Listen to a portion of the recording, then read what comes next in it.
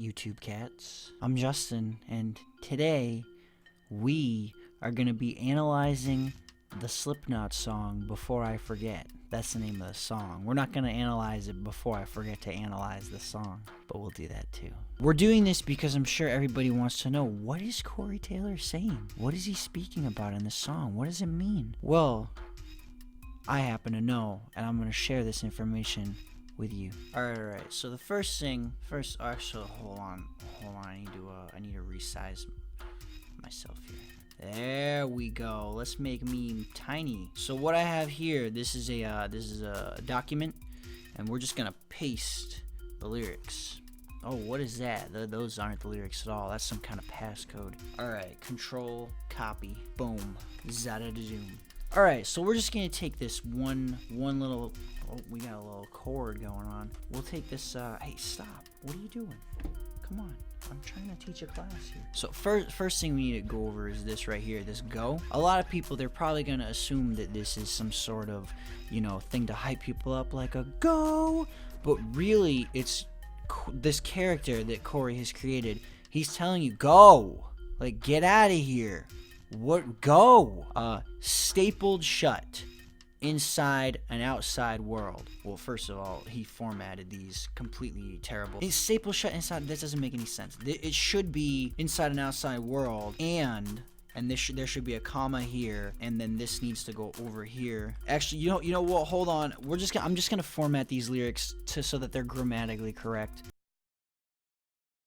So now that we've fixed Corey's grammatical issues, I think we can start to analyze what he's trying to say here. Stapled shut inside and outside world. What is stapled shut? What do you staple? You staple files. So if something's stapled shut inside of an outside world, I would imagine it's almost like maybe like some kind of paper, like a research project or like some kind of report. It's been stapled and put inside a filing cabinet, and right here, and I'm sealed and tight. So maybe this is from the perspective of that report. Maybe it's some sort of spreadsheet, and it's been stapled and it's been sealed tight inside this filing cabinet. Bizarre, but right at home. So maybe this is like a sentient research paper. So it's bizarre because like it's aware of its own researchable existence, and it's like, what? This is bizarre. Claustrophobic, closing in, and I'm catastrophic, not again. So this has happened before. Maybe he's actually not used to being in there. So all right. Hold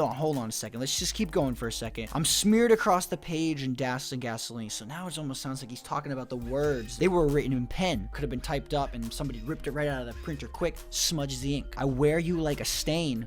Ink stains, yet I'm the one who's obscene. What does obscene even mean? You know what? These words aren't helpful. Let's see the definition, and let's make sure we're pronouncing it correctly. Obscene.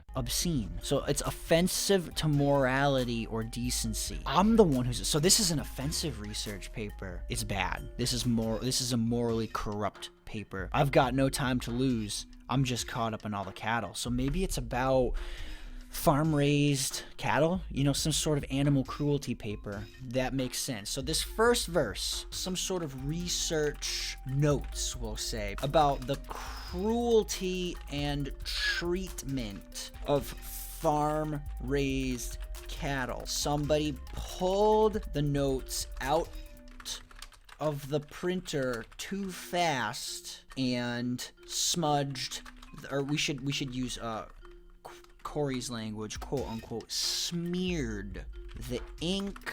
The notes have become sentient after being, quote unquote, sealed in tight inside of a filing cabinet. So that's the first verse. Fray the strings. This could mean anything. I suppose that could be some sort of a figure, like an analogy, like, you're fraying the string so it's messy, because there is ink smeared all over the page. Throw the shapes. This could be origami, maybe. This sentient paper, maybe it's just starting to destroy the other papers. It's turning some of them into origami and throwing them. Now we get to the chorus. I am a world before I am a man. That makes sense. If it's some sort of sentient research notes, the morality of these cows is inside you. This is starting to come into being.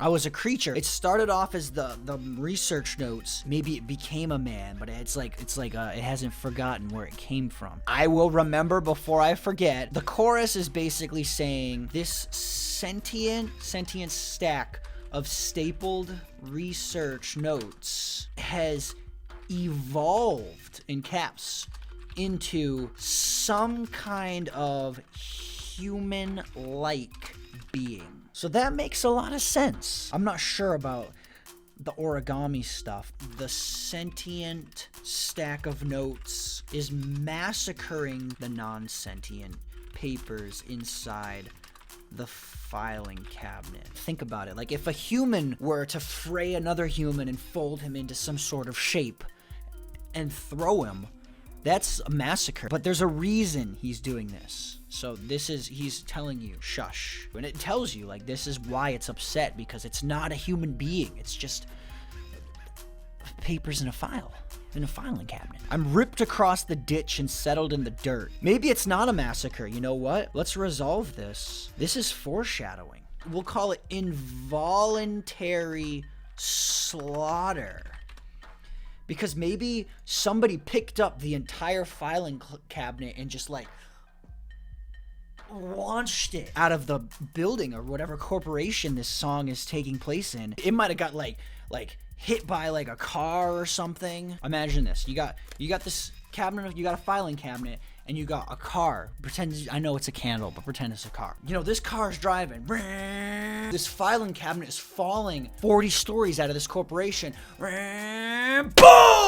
The wind is blowing when it's coming down, so these get blown into the air. Someone yeeted this filing cabinet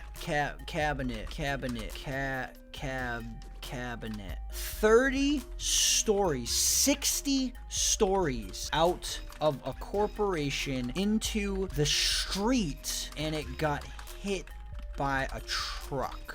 Ripped across the ditch. It just gets ripped across, ripped right across, ripped across. So ripped across the ditch and settled in the dirt, because obviously after it gets ripped and set, boom, those pieces just settle in the dirt. So I wear you like a stitch. So, you know, like, what do stitches do? Sew wounds together. Yet I'm the one who's hurt. See, this is why you gotta read all the lyrics, because now we're getting somewhere. Stitches cover up wounds. But he says, yet I'm the one who's hurt, and I wear you like a stitch. It could be some sort of cover-up about the USDA. They fudged the information, and they're tossing the evidence, is what I'm getting from this line right here. They just launched that filing cabinet out the window. It's probably some sort of audit. Like, maybe the IRS is auditing them, so they're just like, we can't let them see what's really going on behind the curtain. Pay attention to your twisted little indiscretion. What's an indiscretion? Let's look it up. Indiscretion. Indiscretion. It's a lack of discretion. What is discretion? The power or right to decide or act according to one's own judgment, freedom of judgment,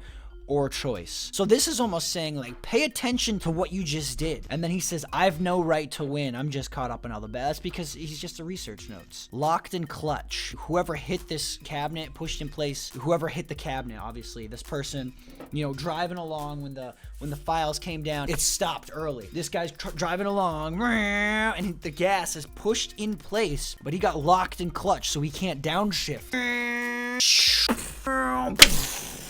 This trucker could not stop expansion. The agricultural system created some sort of sentient being grown out of paper fibers. I don't know if they're gonna try to eat it or what, but it became sentient. It's trapped inside of this filing cabinet. The IRS, they showed up and they were just like, well, we heard about this, and then someone just chucked the evidence. My end. It justifies my means. All I ever do is delay. My every attempt to evade the end of the road. He says, my end. That makes it seem like this guy died. This creature, this sentient stack of research notes that became a man, it died when it got hit by this truck. When the truck just boom, But it's like, it justifies it because no one should ever know that this happened. Like, this could change everything. It's probably delaying, like, the next technological movement in the agricultural industry. So he kept evading it and kept evading it, like, don't eat me, please, no. Corey Taylor is saying that this sentient stack, it knew what it was for. It was meant to be eaten, but it just kept delaying it. It wasn't ready for its end. That's pretty sad when you really think about it. Yeah!